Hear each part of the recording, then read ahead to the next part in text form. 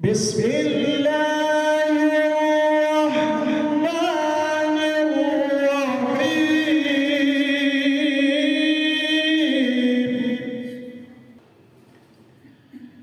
قل أعوذ برب الناس ملك الناس إله الناس من شر الوسواس الخناس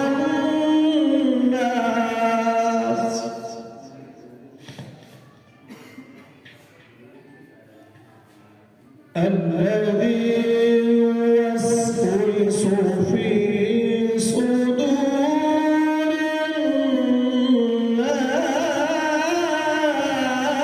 الناس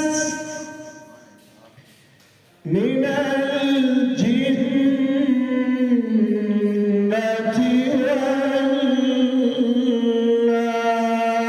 والناس صدق الله العظيم.